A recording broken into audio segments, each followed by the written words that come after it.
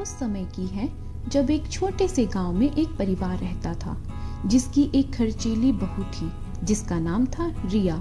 रिया एक खूबसूरत युवती थी जो डिजाइनर सूट्स को खरीदने में लगी रहती थी। उसका व्यवहार इतना उत्तेजक था कि जब भी उसकी नजरें सूट्स पर पड़ती तो वो खुद को रोक नहीं पाती थी। करिश्मा के ससुराल वाले उसके इस व्यवहार से बहुत परेशान थे। वे एक साधारण मध्यवर्गीय परिवार से थे जो कि गरीबी और सावधानी में विश्वास करते थे। हर महीने जब वे करिश्मा की डिजाइनर सूट्स का बिल देखते तो उनकी आंखें ऊपर उठती और घर को चिंता की आवाज भरती।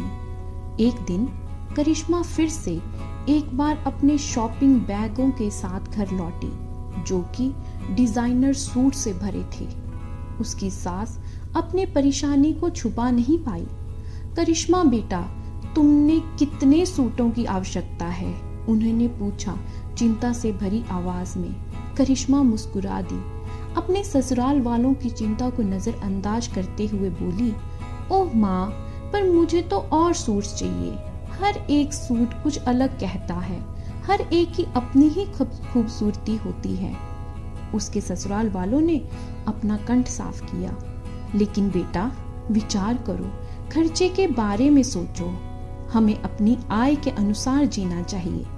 करिश्मा के ससुर अपने गले पर एक संबोधन के साथ, लेकिन बेटा, तुम्हारे अपने खर्चे पर ध्यान देना बहुत जरूरी है।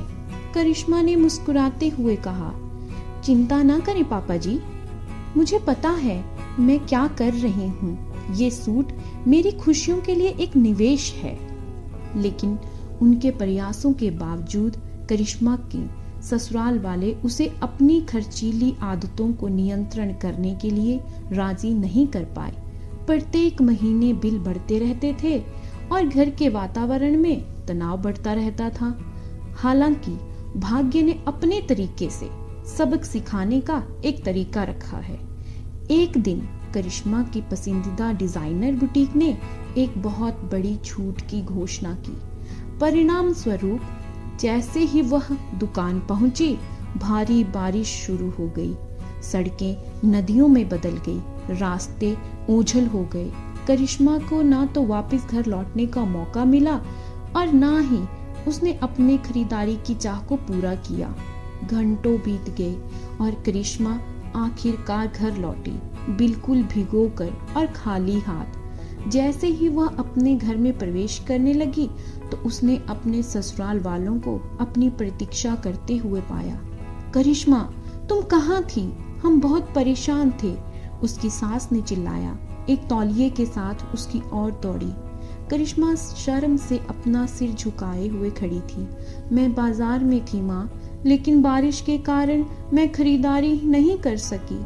उसके ससुर ने उसके कंधे पर एक आश्वस्त करने वाला हाथ रखा। बेटा, शायद यह ऊपर से एक संकेत है। शायद अब तुम्हें अपनी खर्चीली आदतों पर गंभीरता से विचार करना चाहिए।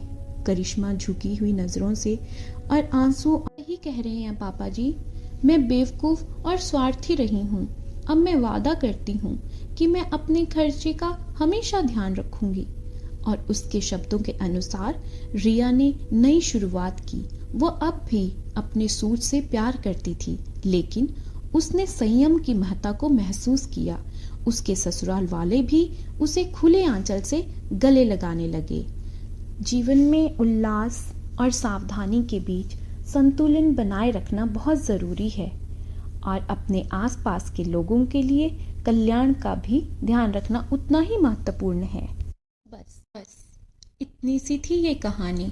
मिलते हैं आपसे किसी नई कहानी के साथ।